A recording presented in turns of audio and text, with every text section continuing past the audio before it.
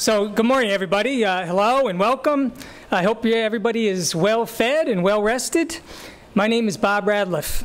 I'm with the Erie Canalway National Heritage Corridor, and on behalf of our organization, we welcome you to our third annual Downtown Investment Forum. There's several people here today from our commission and our board of directors that I want to recognize. Russ Andrews, who's our chair. I don't know where. Oh, there he is. Hey, Russ. Peter Schmink, our treasurer. I believe Mayor Ann Thane is joining us today from Amsterdam. Clint Brown, Ken Patton, Mark Peckham, Frank Proto, and Harry Sickerman. So appreciate all their time and effort all throughout the year to help the corridor function and do good work. And from our staff, of course, I want to thank Rosemary Button and Diane Jennings, who are out in the front there, Jean McKay, our Director of Communications, and, of course, our primary event organizer, Hannah Blake, who does a fantastic job with this every year. Thanks. So since our commission and board and staff make up about 10% of the audience, I don't think it'll be hard to ask somebody questions throughout the day from our team if you do have any. So I'd encourage you to try to interact with them. Again, thank you for joining us today. Today we're here to focus on enhancing our downtowns with food and lodging and build upon the Erie Canalway National Heritage Corridor's legacy of providing distinctive and high-quality food and lodging experiences. As many of you know, the corridor itself is a permanent designation that was given by Congress in the year 2000 to recognize the national significance of the historical, cultural, and natural resources throughout a 524-mile corridor. The corridor includes the Erie, the Champlain, the Oswego, and Cayuga-Seneca canals, and the towpath-era alignments. It includes more than 230 communities, and it is home to more than 2.7 million people. And we are all here to say, yes, Ithaca is part of the Erie Canalway National Heritage Corridor. Our mission is to encourage historic preservation, conservation, recreation, interpretation, tourism, and community development in a manner that reflects, celebrates, and enhances the corridor's national significance for all to use and enjoy. We pursue our mission by preserving and sharing this extraordinary canal heritage, by promoting the entire corridor as a world-class tourism destination, and by fostering vibrant communities connected by our waterways. Our goals for a 21st century river of commerce and culture are guided by a preservation and management plan that was approved in October 2006. Among other goals, the plan states that the corridor's historic and distinctive sense of place will be widely expressed and consistently protected, and the corridor's economic growth and heritage development will be balanced and self-sustaining. With this plan as our guide, we want to partner with all of you in this room to make a vision of vibrant communities rooted in our extraordinary heritage and connected by clean waterways a reality. In addition to our many preservation and programmatic activities, we have a unique ability to link and connect and promote the entire corridor and to highlight this distinct sense of place, where a 190-year-old canal system still operates today, where hundreds of historic sites and museums are available for viewing and can be visited, where canal boats can be rented by day, by week, where bike and water trails can be utilized, and where more than 230 communities are able to accommodate the varied needs of local, state, regional, United States, and international travelers. We constantly and consistently promote this one-of-a-kind Canalway flavor through our website and through our e-newsletter, where we're actively promoting all the great things happening within the corridor, through photo contests, where we encourage residents and visitors to submit photos and judge those and pick the best that go into an annual calendar. Jean McKay maintains an extensive photo library for people to use to, again, showcase the beauty of the corridor. We produced a site directory, which is out in the hallway, that has sites all across the region, historic sites that in a map. It's a very useful tool for, again, for residents and visitors alike. We produce a map and guide each summer that highlights all the great things happening during the months that the canal is opened. So we really hope that you find all these tools and resources and our work useful in your communities and useful for visitors and, again, residents as well.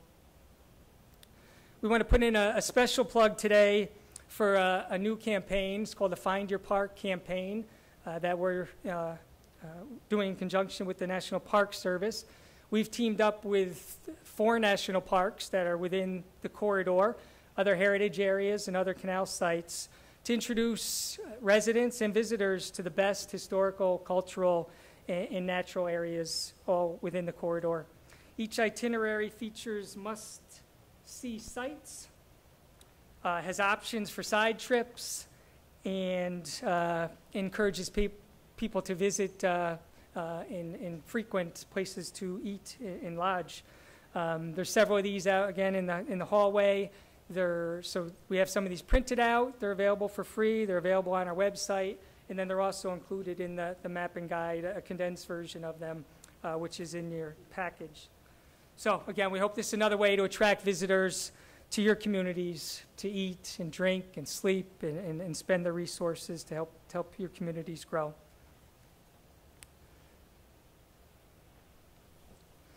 So this is our 3rd Downtown Investment Forum, where we focus on canal downtowns, which again is a key part of our mission. As you know, downtowns are key repositories of historic buildings. They're centers of thought and activity.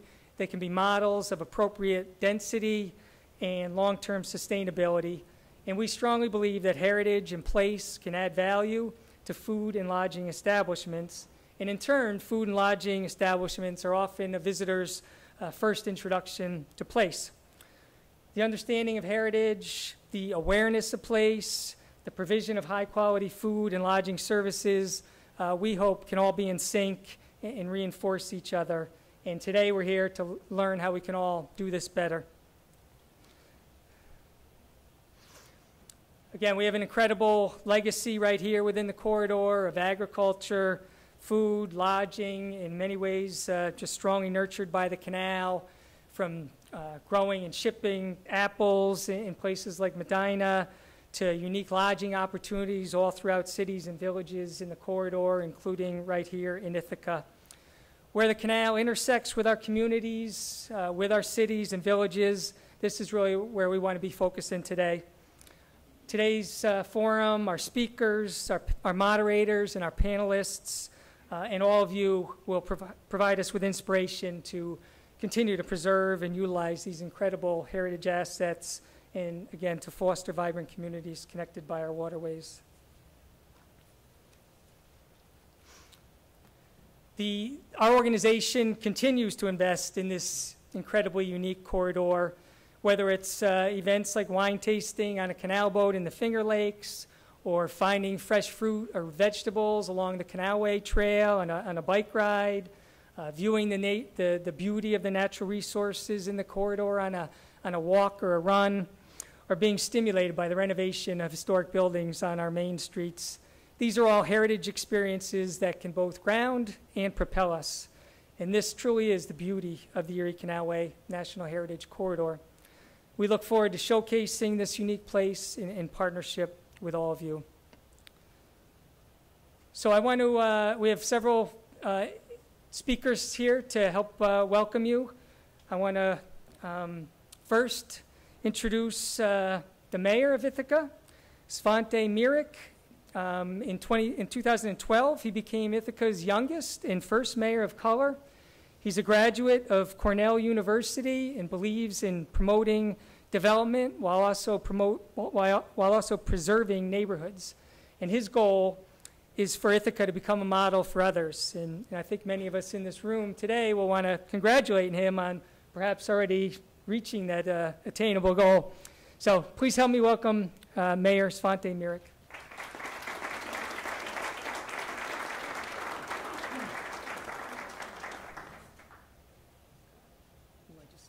Go ahead. I got it. Okay, you got it. often. I'm already messing things up. All right. Good morning, everyone. My name is Savante, and I want to welcome you here to Ithaca, and it's good to see so many folks we know. I want to tell you that I was raised in Earlville, New York, with a population of 800. Earlville was named after Jonas Earl, a commissioner in the canal system who saw to it that the Shenango Canal, which connected the Erie Canal to the Susquehanna Valley River, came through Earlville, which is the reason that it was born. Now, why did I tell you that? Because so far, nobody has found that interesting. And I was hoping that if any group could find that interesting, I was hopeful that this would be the one. So I'm glad that at least some of you went, yeah, okay. Oh, good. All right. Finally. And I want to welcome you here and point out that Earlville, now only 800 people, was quite prosperous in its time because of the hop farms that employed people throughout Madison and Shenango County, hops that went into beer. And I want to point out that the reason that Ithaca is having the success that it's had, some of you may know that Ithaca now has the lowest unemployment rate in all of New York State, that our economy has been growing steadily, so steadily in fact that last year we were able to lower taxes because of the growth in the tax base here in the city of Ithaca. And the reason for that is because of the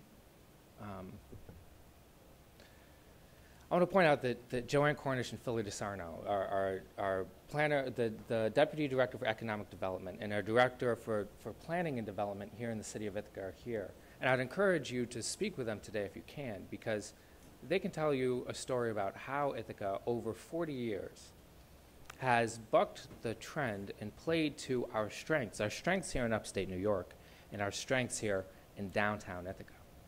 You know, there is this big temptation to try to out-mall the mall in downtowns all over the country, right? The mall has plenty of free parking.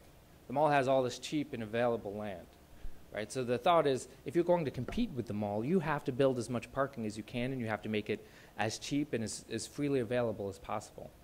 And that's led to the removal of some of these beautiful historic buildings, which you were just mentioning, and the feeling of a lot of downtowns being gutted out, being hollowed out. But you'll never be able to out-mall the mall, right? And 40 years ago, the planners in Ithaca knew that. And they went against the trend and actually densified the core of our downtown, creating not more places for cars, but less, by creating the Ithaca Commons. Right? And that Commons helped us compete with the fringe suburban development and actually helped us win for 4 decades. Now, you might notice, if you get a chance to walk just one block this way, that we are making an extraordinary new investment in that Commons. And for those of you who are not from here, it is going very well. There's no, okay, and those of you who are from here, play along, nod. The construction is fine. Everything's going according to plan. But despite it, you'll see now we are so close to the finish line, and you'll see visible signs of improvement. And you'll see what we all must now do, now that the malls are not the threats to downtowns, but a whole new world in which online retailing is changing the way people shop for everything from furniture to toilet paper. We have to decide, how is it that we will get people back into the public square? How will we get people into our historic and beautiful downtowns? How will we get them out of the house and to come and enjoy the beautiful and historic Erie Canalway? And going back to what we do well, what upstate New York has always done well, which is food, the growing of and the preparation of food, beer, wine, distilleries, restaurants. Right? They have not yet found a way. You can order everything you want online, but you can't yet order a night out with your husband. You can't order a night out with your friends. You can't order a dinner on the town online. Experiential retail, dining, restaurants, those are the things that will continue to bring us together and continue to boost our economy. And we know that because that's what's always worked. That's what built Earlville 150 years ago. And that's what's made the Erie Canalway the success that it was, and that it can be again. So I want to thank you for coming to Ithaca. We're very proud. We're often forgotten that at this end of the Finger Lake that we too benefited greatly and participated greatly in the trade that happened east to west thanks to the Canalway. We're so glad that you are here, and we hope that you'll get a chance to walk up and down the commons, visit our downtown, and sample some of the things that not only have made Ithaca the success that it is, but has made its mayor gain about 25 pounds in the last 4 years. Thank you very much.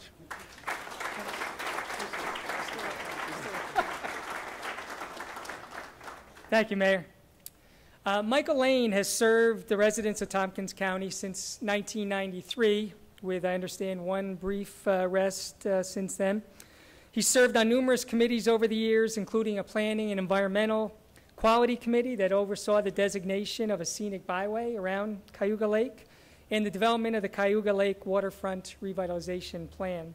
He also serves on an economic development committee that is focused on keeping Tompkins County economically vibrant. And importantly, at least to me and perhaps some other basketball connoisseurs in the room, Mr. Lane obtained his law degree from LeBron James' hometown of Akron, Ohio. I hope I'm not making that up. Please welcome the chair of the Tompkins County Legislature, Michael Lane.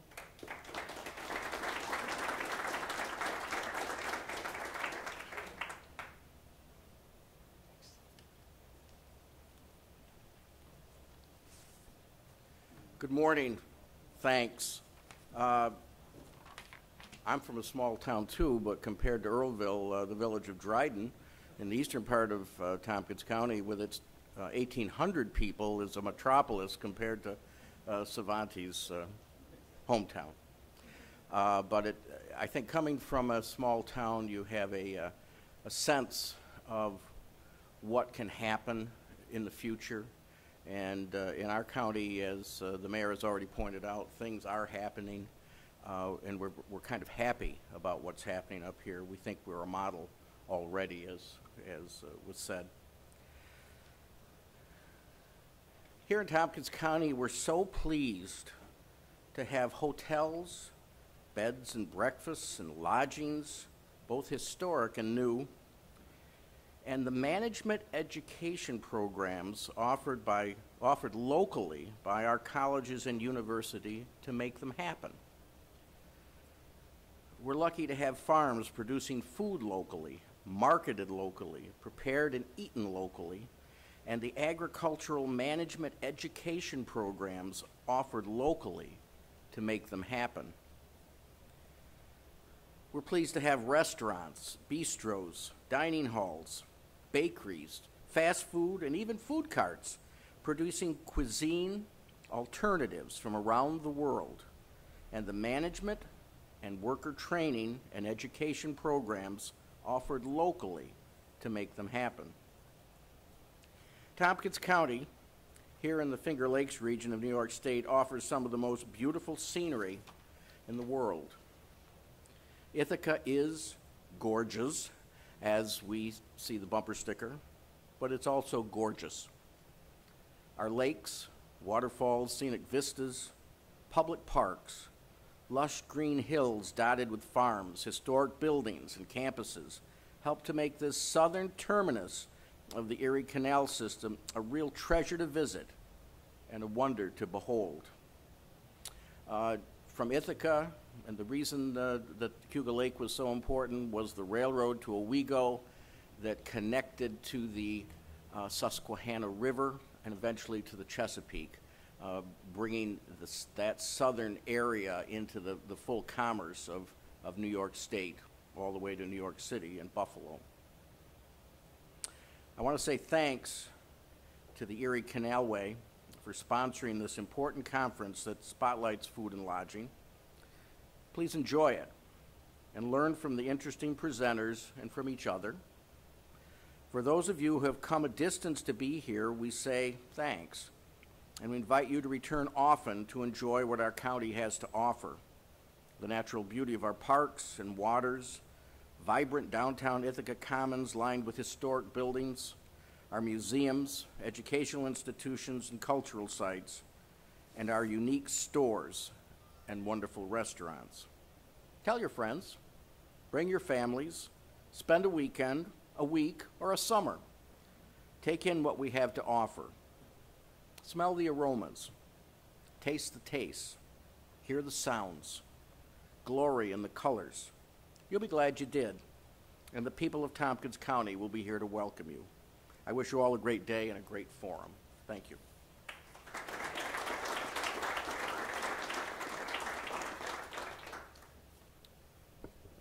Thank you, Mr. Lane. Sarah Clark is the Deputy State Director for Senator Kirsten Gillibrand. In her words, she is the Senator's eyes and ears, and I know many of us that have worked with her are grateful for that. Among other items, Senator Gillibrand has been a key leader in the approval of the recent designation of the entire New York State Canal System listed on the National Register of Historic Places. She was also instrumental in getting the Erie Canalway National Heritage Corridor Commission reauthorized. So we appreciate all the efforts that Senator Gillibrand has put forth. Prior to Sarah's work for Senator Gillibrand, she was regional director for then Senator Hillary Rodham Clinton. The Democrat and Chronicle recently said that Sarah Hart is a woman to watch, and we believe her, or we believe them. So please welcome Senator Gillibrand's Deputy State Director, Sarah Clark.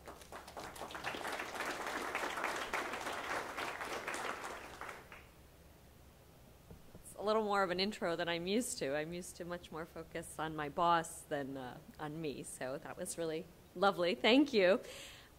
So yes, I did work for Senator Clinton before I worked for Senator Gillibrand, and started in 2001, literally right after the original authorization of the Heritage Corridor. And it's been amazing over these 14 years to see how far it's come, what it's done, the success it's had, and the revitalization of the canal area and upstate New York and everything that I'm passionate about and love. So that, you know, to all your hard work, I say, you know, great job and more continued success.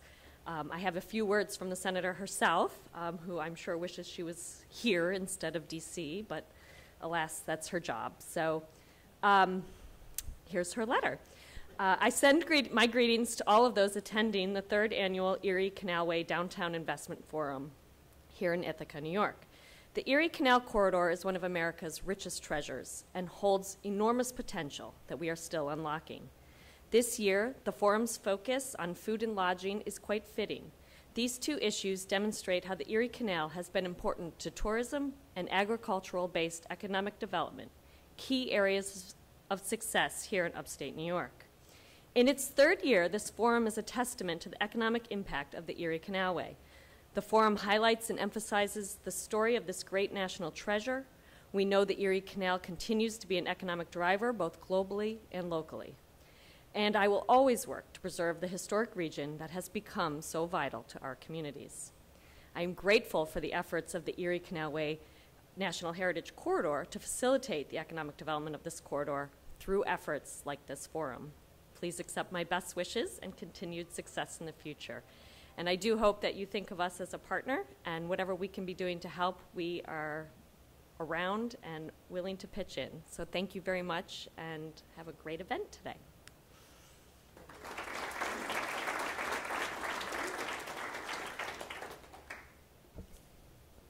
Thank you, Sarah, and we certainly do think of you and the senator as a very important partner, and we appreciate it. Another partner is Representative Tom Reed. Joe Simpolinski is the district director for Congressman Reed. In my words, he's the eyes and ears for Representative Reed. He also supervises all the district staff in 5 different offices. Joe is a lifelong Southern Tier resident, so perhaps he'll tell us a little bit about a small town that he grew up in. He also has a Master of Philosophy from Yale. Representative Reed has been very supportive as well of the Erie Canalway National Heritage Corridor and recently appointed Frank Proto to our commission, which we're very appreciative of. Representative Reed strongly believes in job creation. We believe, and we hope Representative Reed agrees with us, that investing in canal communities, including the food, beverage, and tourism industries, will indeed strengthen and sustain upstate New York. Please welcome Joe Simpolinski, District Director for Congressman Reed.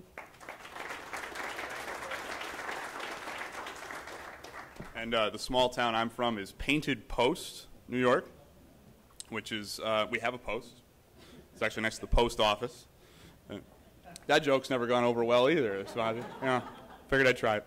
Anyway, so one of the wonderful things about my job, and I cover all of Congressman Reed's district, which is 11 counties in the Finger Lakes and the southern tier, is I get to drive through every day the most beautiful place on earth.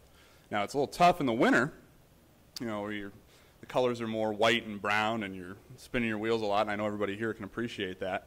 But as soon as we hit May, right about now, it all makes up for it, and we have a chance to see nothing but green and blue with the forests and the lakes, and it's really an honor and a privilege to work with Congressman Reed to represent the folks that live in this wonderful place. And as the chairman of the legislature said, Mr. Lane, this is a gorgeous place. There really is a few places on earth that's more beautiful and vibrant than Ithaca. I make a point several days a month to be up here working out of our office that we have here in Ithaca and meeting with the constituents in this particular region of our district.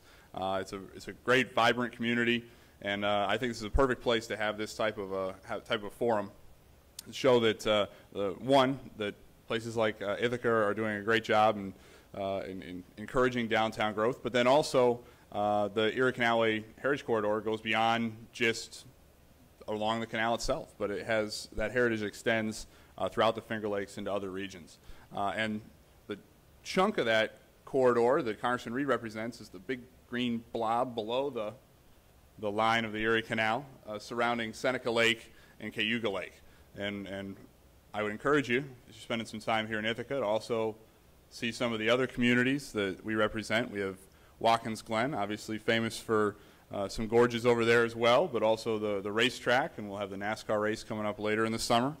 We have Seneca Falls, which is the cradle of the women's rights movement, and see some of the historical sites there is always enlightening and inspiring.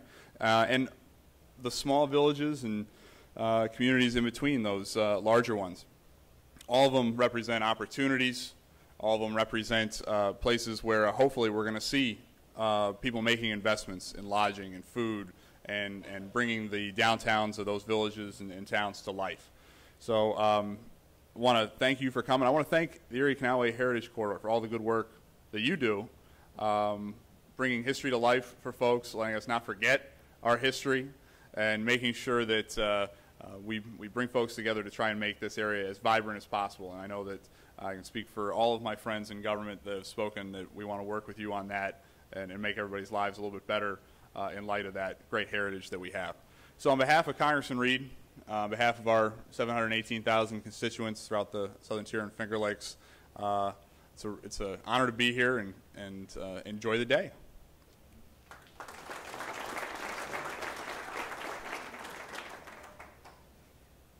Thank you very much, Joe. Ambrose Barbuto is the Western Division Canal Engineer for the New York State Canal Corporation. Ambrose and several of his colleagues, indeed the entire New York State Canal Corporation, are just fantastic partners of our organization. I know he has a couple colleagues here today, Janet Diordio, and I believe Jeff Gritsavage is here. Canal Corporation we partnered with on the Historic District nomination. Obviously the Canal Corps is instrumental in the development and maintenance of the Canalway Trail. We're working with them now on a water trail in the Mohawk Valley, and we're, among other things, partnering with them on the World Canals Conference that'll be in Syracuse in 2017. Ambrose is responsible for managing operations and maintenance functions, and according to his colleagues, is one of those rare gentlemen who is well regarded both from the bottom up and from the top down. So please help me welcome Ambrose Barbuto from the Western Division Canal Engineer for the Canal Corps.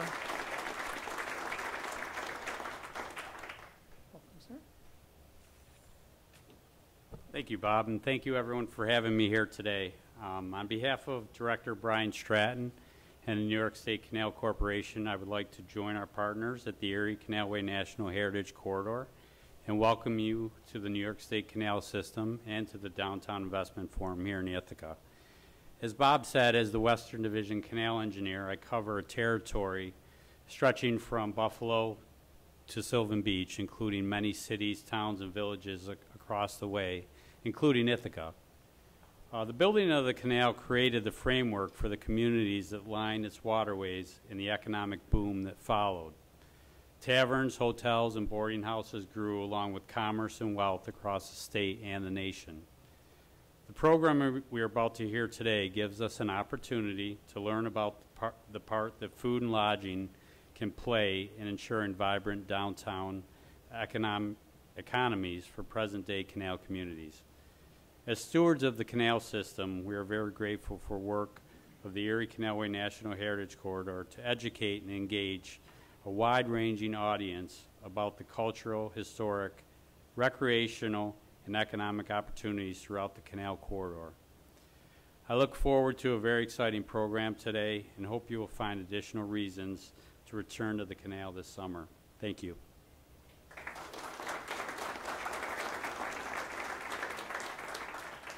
Thank you, Ambrose. And our last speaker, but certainly not our least, is another fantastic partner. Ruth Pierpont manages the New York State Historic Preservation Office. Prior to joining SHPO in 1993, she worked for the city of Troy in their Department of Planning and Community Development for 16 years or so. She has served as an adjunct professor at Rensselaer Polytechnic Institute. And again, Ruth and her colleagues, Mark Peckham, who's also on our commission, have just been fantastic partners on numerous initiatives and really led the way, again, on the National Register nomination for the New York State Canal System. So please welcome Ruth Pierpont, Deputy Commissioner for Historic Preservation at New York State Office of Parks, Recreation, and Historic Preservation.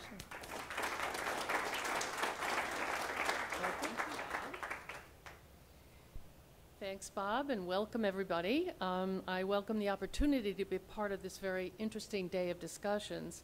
For those of you who don't know, in our agency's role as State Historic Preservation Office, or SHPO, we carry out provisions of state and federal law that provide services and programs to individuals and communities in helping in their historic preservation efforts.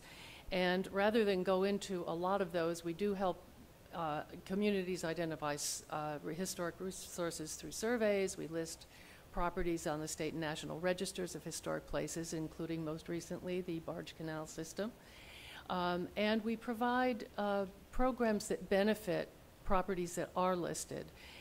Rather than go into a lot of detail, I urge you to pick up one of these cards. It has our website and also a QR code. It will bring you to our website, tell you all about our programs, and also about a new program called the Cultural Resource Information System, which is an IT system that brings to the public all of the documents, records, and information that we have. So that's a great resource to use. But today, I really want to focus quickly on our tax credit programs because I think that those are most important for today's discussion. To explain the tax credit programs briefly, income-producing properties that are listed on the National Register or are contributing components to a registered district are eligible for a 20% tax credit for rehabilitation work that is done in accordance to standards that are set by the federal government, the Secretary of Interior Standards for Rehabilitation.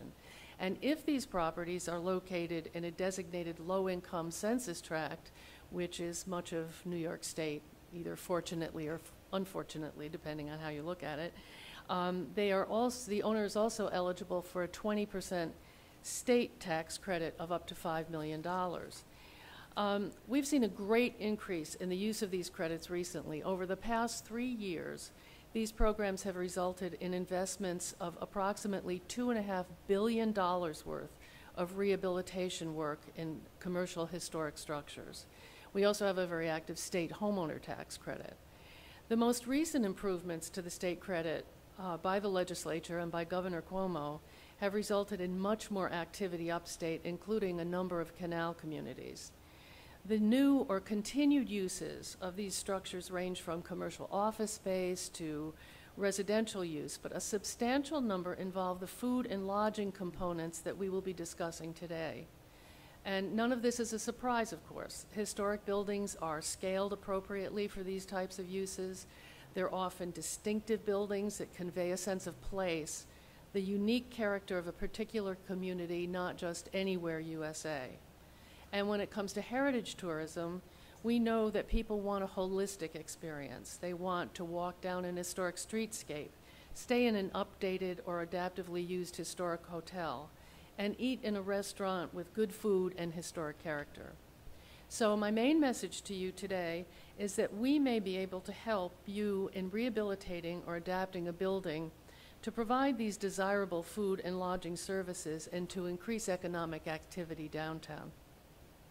To give you just a few examples of the varied projects that the tax credit program or grant programs have helped bring to success, the Lafayette Hotel in Buffalo, where we met last year, was a tax credit project and is a fabulous example of a hotel returning to its original use and housing several really great restaurants. Right now, we are working with the owners of the Adelphi Hotel in Saratoga Springs, which was built during the height of the city's 19th century resort development and is now being restored as a hotel, banquet facility, and spa. And in the North Country, the Hotel Saranac is also receiving tax credits to return to its former glory. The Suffolk Theater in Riverhead used tax credits to help restore the building as a performing arts center and a dinner theater, a big draw for this rather small eastern Long Island downtown. On the adaptive use side, we have Pier A in Lower Manhattan, a former marine facility and fireboat station that has been turned into a restaurant and catering facility and is very popular. A little bit closer to home, a building on North Division Street in Peekskill is an example of a building in a small downtown that combines a restaurant on the ground floor with apartments in the upper stories. And right in Ithaca, we have the Plantation Building, where there's also a restaurant on the ground floor and apartments above. And this type of use is a great mixed use for downtowns, smaller downtowns in particular. A larger project with a slightly different twist is the Horse Feathers Market and Residences located on Buffalo's west side. In a former furniture store and warehouse, a food maker's market and an eco-friendly gourmet restaurant is on the first floor with loft apartments above. And there are several projects that also tie in well with a concerning and growing preservation problem that we are facing in New York State today, and that's the increasing number of vacant and underutilized church buildings. The sanctuary spaces that present a challenge for adaptive use can be perfectly suited to a banquet facility or restaurant facility. There's a winery in rural Westchester County that was not one of our tax credit projects, but is a vacant stone church that was turned into a winemaking operation and tasting room. And we did assist through our grant program the Universalist Preservation Hall in Saratoga, which converted a church into a venue for special events, catering, and performance space while still housing a small worship space for the congregation. And of course, the wonderful Lafayette Lofts project in Buffalo continues to house a church while converting parts of the church complex for housing, office space, community use, and the Food Connection. They're actively seeking to rent out the large basement space and kitchen to a culinary institute that would fit in beautifully with the Elmwood neighborhood and its many restaurants. Finally, since we're talking about hometowns, I have to mention Troy, which is my hometown, and how food is really an impetus for renewal there. A huge and very popular farmers market draws hundreds every Saturday, people who in turn spend money in downtown businesses and maybe even decide that they want to live in a now vibrant community. And Troy has become one of our very biggest tax credit users in recent years. So please use us as a resource. Pick up one of these. Go to our website. Let us know if we can help you. And have a wonderful day. Thank you.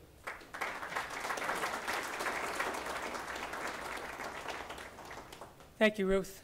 And I apologize for us being a couple minutes behind, but we'll recover quickly. Of course, we'd be remiss if we didn't thank the many sponsors that helped support this event today. The Krog Corporation and Watkins Glen Harbor Hotel and Thousand Islands Harbor Hotel were our premier sponsor this year. We appreciate that very much. Simonelli Real Estate Corporation, M&T Bank, Bergman Associates, H. Sickerman and Company, Jacko, Fleischman and Mugel, and Labella Associates. So we thank you very much. And I know Hannah has received a lot of support from many partners, including the Downtown Ithaca Alliance, the Ithaca-Tompkins County Convention and Visitors Bureau, the Historic Center in Tompkins County, and of course this wonderful establishment here, Cultivare. So we thank them. We also want to thank our great partners at the National Park Service, Katie Durkin and Christine Arado, I believe, is here. Couldn't do this work without the support from all of them. So we have a wonderful agenda today, and we're going to start it off. If you haven't heard Kennedy Smith speak before, you're in for a real treat. She's fantastic. So I would like to, there's a couple, that'll be our first panel, but there's a couple housekeeping items I wanted to mention first. One is, if there's any presenters who have not given us their PowerPoint presentation yet, see Jean McKay. We may be missing a couple of those.